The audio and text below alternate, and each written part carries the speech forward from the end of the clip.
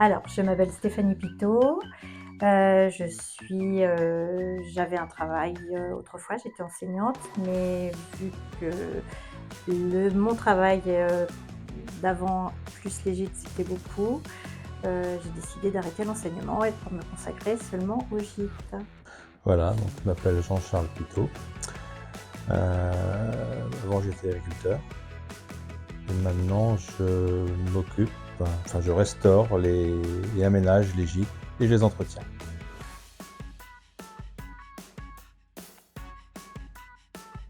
Alors nous avons eu l'opportunité d'acheter une première maison à Barbâtre, voilà, nous avions sur Saint-Gervais 2 gîtes, on a décidé donc de faire un troisième gîte sur Barbâtre et puis après au fur et à mesure des années, les gens qui nous avaient vendu le premier gîte nous ont vendu une deuxième partie, puis une troisième partie, de la construction au fur et à mesure des années de ces 4 gîtes.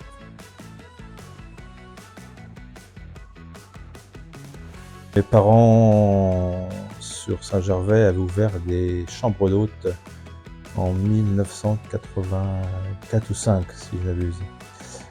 Donc moi après j'ai eu l'opportunité d'acheter une petite ferme à côté et j'ai ouvert un premier gîte en 95. Donc depuis 1995, nous avons toujours eu des hébergements labellisés Gîtes de France.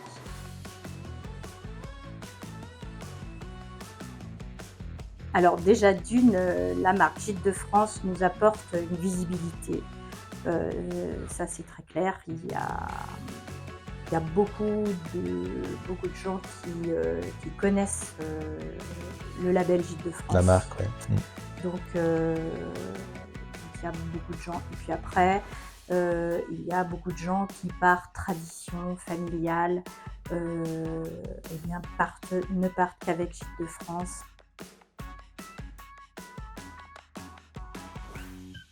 Principalement, c'est la communication avec les gens. On reçoit des gens de tout horizon, d'un peu partout en France, même de l'étranger, peut-être plus rarement, mais ça peut arriver. Et donc, c'est toujours très riche d'échanges. Donc, voilà. Puis le retour, des fois, le retour souvent font plaisir quand les gens sont contents, quand ils mettent Ouais. des avis, des bons avis, ce qu'on a modestement régulièrement, des bons avis, mais ça fait plaisir, quoi, c'est important, ça motive. Il faut aimer le contact, il faut aimer échanger, recevoir. C'est pas quelque chose d'impersonnel comme peut l'être autre chose, un autre mode d'hébergement, mais faut être dispo et Faut être dispo que à l'écoute et voilà. accepter des fois les remarques. Ouais, Voilà. qu'elles soient positives ou négatives, Négatives. nous on se dit toujours Voilà, il y a que toujours du bon à tirer de tout. voilà, même quand c'est négatif, ça nous permet de nous améliorer ou de changer des choses. Mais c'est vrai qu'il faut aussi être dans la communication, être bienveillant avec les gens et puis être aussi disponible. être disponible.